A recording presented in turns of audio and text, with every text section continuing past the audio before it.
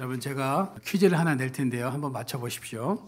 고질병이라는 고질병. 우리가 어떤 질병이 있을 때 고질병이라고 하지 않습니까? 이 고질병을 점 하나만 찍어서 완전히 다른 단어로 한번 만들어 보십시오. 대단하십니다. 맞아요. 질 위에 점 하나만 딱 찍으면 뭐가 되죠? 고질병이 됩니다. 이렇게 되는 거죠. 영어에는요, impossible이라는 그런 불가능이다라는 그런 단어가 있는데요. 이것도요, 점 하나만 찍어서 완전히 다른 단어로 만들 수가 있습니다. 점 하나만 딱 찍으면 저렇게 불가능이요, 나는 가능하다, 뭐든지 가능하다라고 이렇게 단어가 완전히 다른 단어로 바뀌어져 버립니다. 또 하나 낼게요. 빚이라는 글자를 점 하나만 찍어서 다른 단어로, 역시 이제는 센스가 있으십니다. 점 하나만 찍으면 완전히 다른 단어로 바뀌어져 버리죠. 또 하나, Dream is nowhere라는 영어가 있는데요. 꿈은 어느 곳에도 없다라는데 띄어쓰기 하나로 완전히 다른 단어를 만들 수가 있습니다. 꿈은 바로 여기에 있다라고 이렇게 완전히 다른 단어로 바뀌어져 버립니다. 여러분, 이처럼 부정적인 것에 긍정의 점을 찍으면 절망이 희망으로 바뀌어 버린다는 거죠. 여러분, 그렇습니다. 불가능한 것도 어떻게 마음 먹고 어떻게 생각하느냐에 따라서 모든 것이 바뀌고 변화되는 것입니다. 미국의 심리학자 윌리엄 제임스 박사는 오늘을 살아가는 현대인들에게 이런 말을 했습니다. 금세기의 가장 위대한 발견은 물리학이나 과학이 아니라 사람이 생각을 바꿀 때 인생 전체가 바뀐다는 사실을 발견한 것이다 라는 말을 했습니다. 독일의 세계적인 소설가인 카프카는 카프카의 생각이라는 책에서 이런 명언을 남겼습니다. 절망하지 마라. 설사 절망할 수밖에 없는 상황에 처하더라도 절망하지 마라. 너에겐 절망할 뭐가 없다고요? 권리가 없다. 윌리엄 제임스와 카프카의 이 말은요, 생각의 중요성을 우리에게 말해주고 있다는 겁니다. 여러분, 그렇다면 생각이 왜 중요할까요? 생각은 생명과 멸망을 갈라놓기 때문입니다. 어떻게 생각하느냐에 따라서 그 사람의 인생이 완전히 달라지기 때문입니다. 두 번째로, 생각은 행복과 불행을 갈라놓기 때문입니다. 여러분들이 어떻게 생각하느냐에 따라서 똑같은 상황 속에서 행복할 수도 있고 불행할 수도 있다는 거죠. 어떤 사람은 똑같은 상황 속에서 그 상황을 행복하게 해석하는 사람이 있는가 하면 또 어떤 사람은 불행하게 해석하는 사람이 있다는 거죠. 마지막으로, 생각이 왜 중요하냐 하면 심은 대로 거두기 때문입니다. 우리의 속담에 콩 심은 데 콩 나고 팥 심은 데 뭐가 나요? 팥이 납니다. 좋은 생각을 심으면 좋은 열매를 맺게 되지만 나쁜 생각을 심으면 좋지 않은 열매를 맺게 될 수밖에 없다는 겁니다.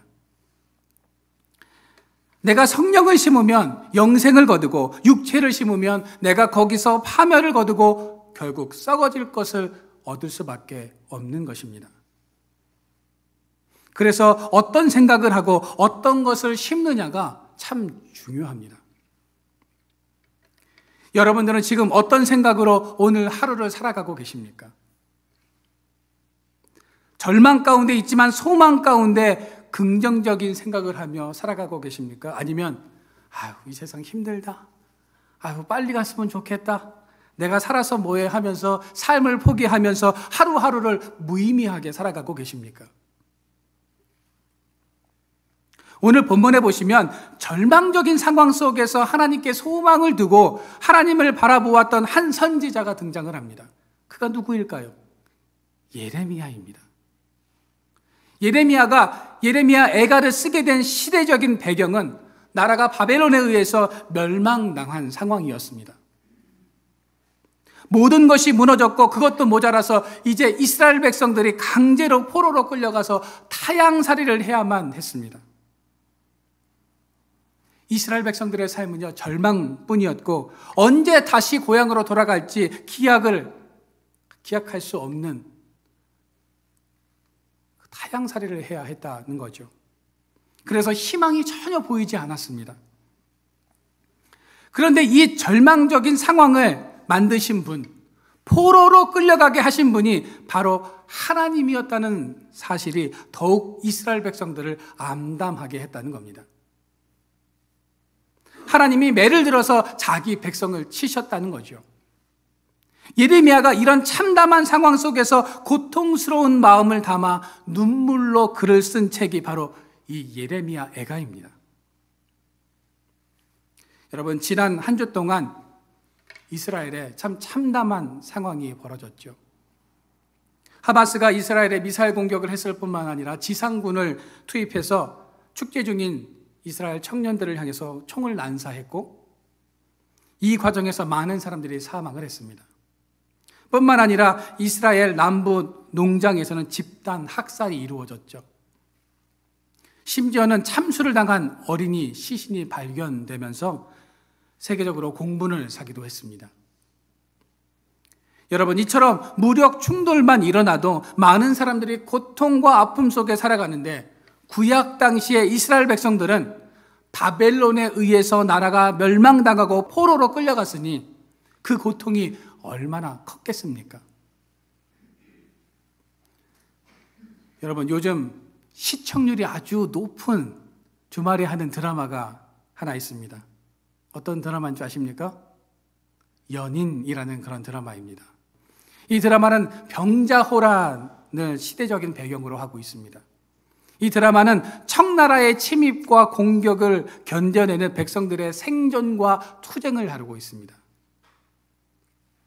저는 이 드라마의 11화를 보면서 참 참담한 생각이 들었어요. 청나라에 끌려가서 고통받는 조선의 백성들이 도망칩니다. 도망쳐서 어렵게 힘들게 조선으로 돌아왔지만, 힘이 없는 조선의 임금은 황제의 요청대로 도망온 사람들을 다시 붙잡아서 청나라로 보낸다는 내용이 이 11화의 주된 내용입니다. 목숨을 걸고 자기의 조국으로 돌아왔지만 광군들에 의해서 붙잡혀서 다시 청나라로 잡혀가는 조선 백성들의 마음은 어떠했을까요?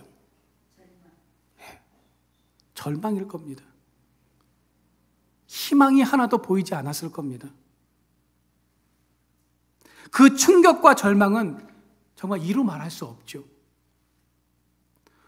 오늘 본문에서 에레미야도 바로 그 암담함과 절망적인 상황 속에서 이 에레미야 애가를 썼다는 겁니다. 예레미야는 자신에게 고통과 괴로움을 주는 하나님에 대해 에레미야 애가 3장에서 이렇게 표현하고 있습니다. 화면을 좀 봐주시겠어요? 1절에 분노의 매로 고난을 주시는 하나님, 2절에 어둠 안으로 걸어가게 하시는 하나님, 4절에 나의 살과 가죽을 쇠하게 하시며 나의 뼈를 꺾으시는 하나님, 7절에요 사슬로 나를 무겁게 하시는 하나님, 8절에요 내 부르짖음과 기도를 듣지 아니하시는 하나님, 14절에요 내 소망을 완전히 끊어버리시는 하나님. 여러분, 예레미야가 얼마나 답답하고 힘들면 이런 고백을 했겠습니까? 예레미야의 이 고백들은 사방이 다 막혀버린 아무것도 할 수 없는 상황이라는 겁니다. 나의 힘과 능력으로 어떻게 할 수 있는 상황이 아니라는 거죠. 여러분, 예레미야 애가는 사방이 우겨쌈을 당하고 답답한 일을 당하고 버림받은 것 같고 고통과 고난이 찾아와서 희망이 보이지 않는 순간이 우리에게 찾아왔을 때 우리가 어떤 삶을 살아야 하고 어떤 생각을 해야 하는지를 우리에게 말해주고 있습니다. 그러면 고통과 절망의 순간이 우리에게 찾아왔을 때 우리는 어떻게 해야 하는 것일까요? 첫째로 낙심하는 것이 아니라 하나님을 묵상해야 합니다. 예레미야 애가는 총 5장으로 구성되어 있습니다. 그 중에서 1장과 2장과 4장에 보시면 처음 히브리어로 예카로 시작하고 있습니다. 예카는요, 개역개정에서는 슬프다라고 이렇게 번역하고 있지만 사실 예카는 슬프다 정도가 아니라 절박한 아픔, 비극적인 상황을 설명할 때 사용하는 단어입니다. 즉 예레미야 애가는 내가 고난을 당하여 괴롭고 슬프다는 말로 시작하고 있고, 그들의 상황이 너무나 참담하고 비극적이라는 것을 말하고 있는 겁니다.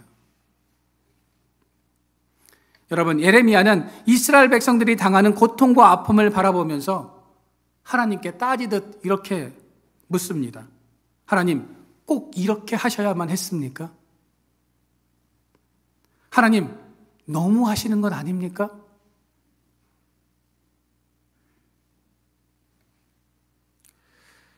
예레미야 애가 3장 20절 말씀에 보시기를 바랍니다. 우리 말씀을 같이 한번 읽어보겠습니다. 시작. 내 마음이 그것을 기억하고 내가 낙심이 되오나. 예레미야는 20절에서 그 성전이 무너져 내렸고 백성들은 포로로 잡혀갔고 나라가 멸망한 일에 대한 기억이 떠오를 때마다 낙심이 되었다고 말하고 있습니다. 그것만 생각하면 마음이 아파오면서 하나님께서 나를 배신한 것 같은, 우리 민족을 버린 것 같은 그런 생각이 든다는 겁니다. 그런데 예레미야는 이런 옛날 일을 기억하면서 낙심하다가 한 가지 새로운 사실을 깨닫게 됩니다. 그것이 무엇일까요? 예레미야 애가 3장 21절과 22절입니다. 우리 같이 한번 읽어보도록 하겠습니다. 시작. 이것을 내가 내 마음에 담아두었더니 그것이 오히려 나의 소망이 되었사옴은 여호와의 인자와 긍휼이 무궁하심으로 우리가 진멸되지 아니함이니이다. 오늘 본문의 말씀인 예레미야 애가 3장 20절부터 22절 말씀을요, 조금 더 쉬운 번역, 새 번역으로 다시 한번 읽어보겠습니다. 우리가 지금 개역개정판을 읽으면 조금 이해가 안 되는 부분들이 있지만 조금 더 쉽게 풀이한 새 번역을 읽으면 이 내용이 확실하게 알 수 있습니다. 다시 한번 읽어볼까요? 시작. 잠시도 잊을 수 없으므로 울적한 마음을 가눌 길이 없다. 그러나 마음속으로 곰곰이 생각하며 오히려 희망을 가지는 것은 주님의 한결같은 사랑이 다함이 없고 그 긍휼이 끝이 없기 때문이다. 예레미야는 나라가 멸망하고 자신의 백성들이 포로로 끌려간 것을 잠시도 잊을 수가 없어서 낙심하고 울적한 마음을 지울 수 없었지만, 이 문제를 곰곰이 묵상하다가 한 가지 희망을 발견하게 되었다는 겁니다. 예레미야는 절망 속에서 어떤 희망을 발견했을까요? 하나님이 어떤 분이신가를 깨닫게 되었다는 겁니다. 22절에 나오는 인자는 히브리어로 헤세드입니다. 하나님의 변치 않는 사랑을 뜻하는 단어이죠.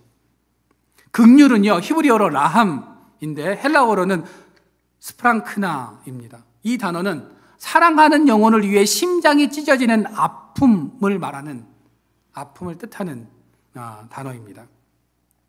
여러분, 예레미야는 하나님이 이스라엘 백성들을 치셨지만 심장이 찢어지는 아픔을 동일하게 느끼시는 긍휼의 하나님이심을 깨닫게 되었다는 겁니다. 예전에 드라마에서 그런 게 있었죠. 아프냐? 나도 아프다. 너희들이 아프면 내 심장이 찢어지는 듯한 그런 고통과 아픔을 나도 느낀다는 겁니다. 그것이 바로 긍휼의 하나님이십니다. 그 하나님을 예레미야는 발견했다는 거죠. 하나님께서 바벨론은 심판의 도구로 사용하셨지만 여전히 우리를 변치 않고 사랑하시는 헤세드의 하나님이심을 깨닫게 되었다는 겁니다. 지금은 절망스럽지만 그 아픔과 고통 속에서 헤세드의 하나님, 라함의 하나님을 바라보면 그 하나님께서 우리를 소망으로 이끌 것이라는 믿음이 생겼다고 말하고 있는 겁니다. 여러분, 예레미야는 절망과 고난만을 바라보며 묵상하다가 그 절망 속에서 희망을 말씀하시는 하나님, 변치 않고 사랑해 주시는 인자하신 하나님, 심장이 찢어지는 아픔을 동일하게 느끼시는 긍휼의 하나님을 깨닫게 된 것입니다. 여러분, 우리의 하나님은 영원히 변치 아니하시는 분이십니다. 우리가 가슴 아파하며 고통 가운데 있을 때 심장이 찢어지는 고통과 아픔을 동일하게 느끼시는 분이십니다. 여러분 바라기는 우리의 절망을 희망으로 바꾸시는 하나님을 바라보시기를 바랍니다. 우리를 변치 않고 사랑해 주시는 인자하신 하나님, 그 헤세드의 하나님을 의지하며 살아가시기를 바랍니다. 나의 아픔을 당신의 아픔인 것처럼 여기시는 라함의 하나님, 긍휼의 하나님과 같이 동행하며 걸어가는 여러분들의 복된 인생이 되어지기를 축원합니다.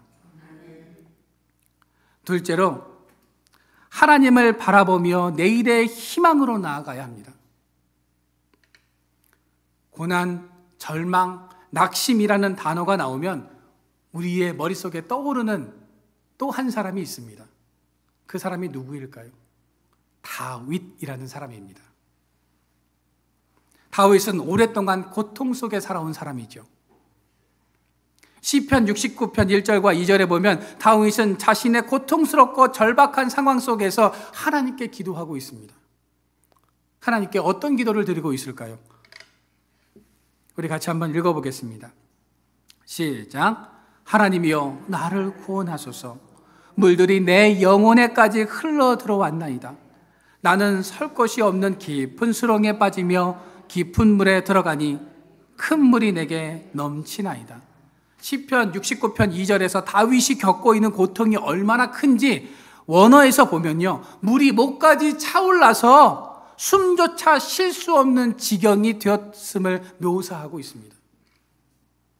여러분, 우리가 영화를 가끔 보다 보면 갑작스러운 폭풍우와 어떤 사고로 물이 건물 내에 끝까지 막 올라와 가지고 간신히 막 이렇게 숨을 쉬는 그런 장면들을 아마 여러분들 보셨을 겁니다.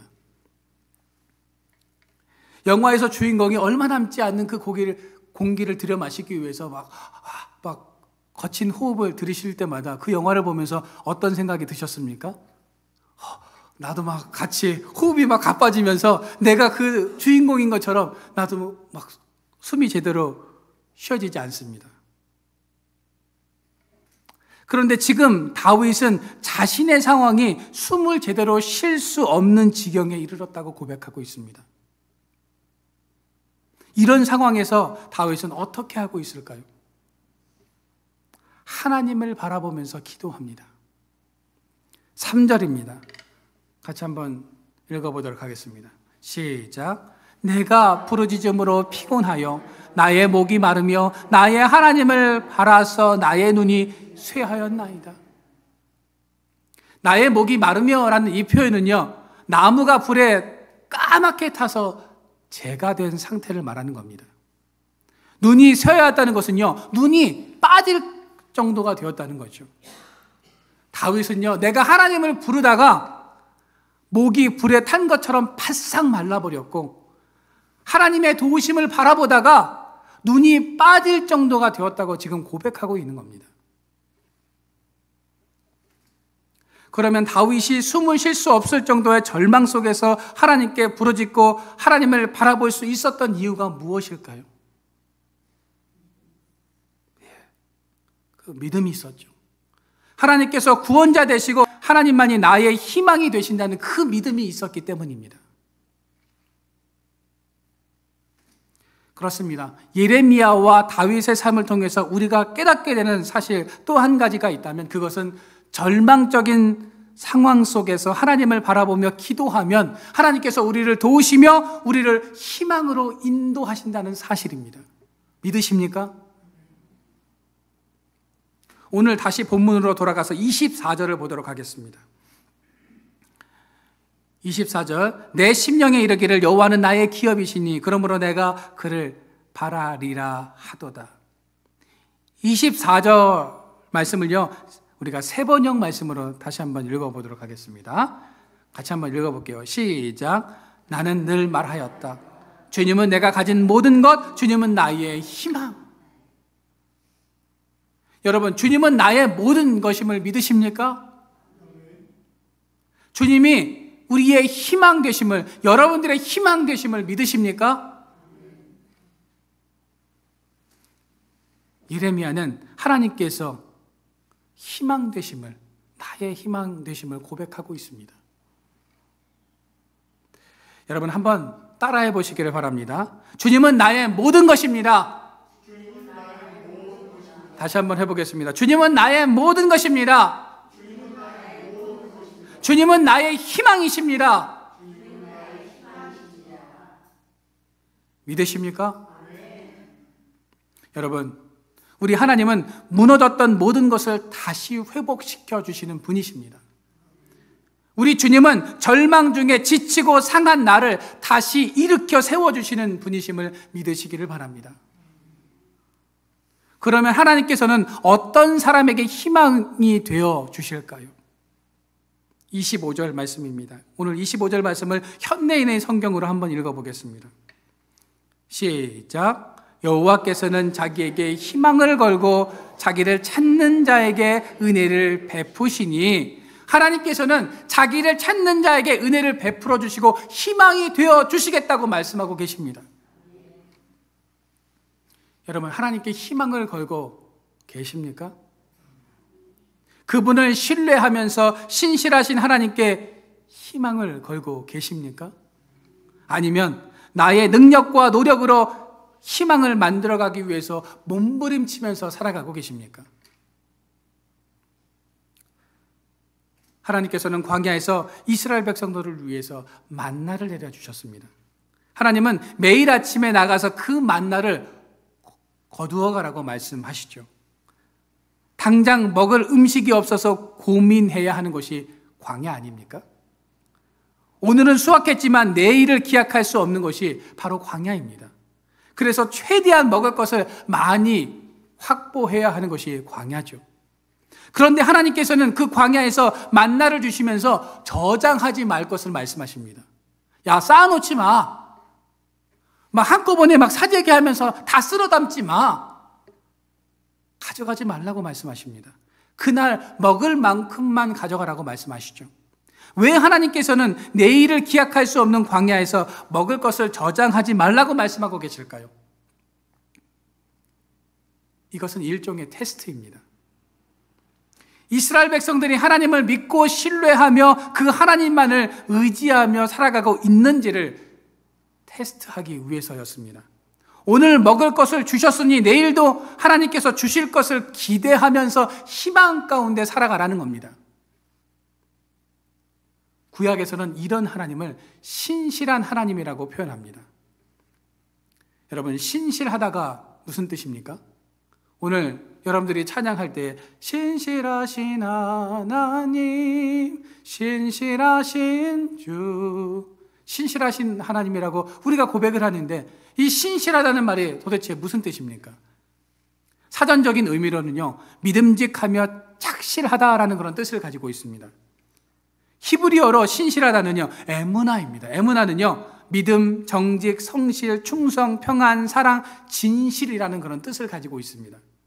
즉 하나님은요, 거짓이 없으며 믿음직한 분이라는 겁니다. 여러분, 우리의 하나님은요, 오늘 먹을 것을 주시고 내일을 안 주시는 그런 분이 아니십니다. 그런 째째한 하나님 아니세요. 하나님은 언제나 믿을 만한 분이십니다. 우리 자녀들에게 언제나 좋은 것을 주시는 분이십니다. 그런 하나님을 우리는 믿고 신뢰해야 합니다. 하나님께서 우리를 위해서 하시는 놀라운 일들을 기대하면서 하루하루 희망 가운데 우리가 살아가야 한다는 겁니다. 여러분, 예레미야는 절망의 자리에서 신실하신 하나님을 바라보라고 말씀하고 있습니다. 하나님께 희망을 걸고 은혜를 주시는 하나님을 찾는 인생이 되라고 말씀하고 있습니다. 여러분, 우리의 상황과 문제를 바라보면 원망할 수밖에 없고 불평할 수밖에 없지만, 그런 상황 속에서 우리의 시선과 생각을 돌려서 하나님을 바라보면 하나님께서는 우리에게 은혜를 베풀어 주십니다. 여러분, 우리의 삶에도 언제든 고난과 역경이 찾아올 수 있고 절망스러운 상황이 우리를 엄습해 올 수 있습니다. 그럴 때 예레미야가 절망 속에서 헷세드의 하나님, 라함의 하나님을 깨닫고 만났던 것처럼 그 신실하신 하나님을 바라보면서 나의 삶 속에서 역사하실 소망의 하나님을 만나는 여러분들의 인생이 되어지기를 소망합니다. 그분께 희망을 걸고 소망 가운데 살아가는 저와 여러분들의 삶이 되어지기를 주님의 이름으로 축원합니다.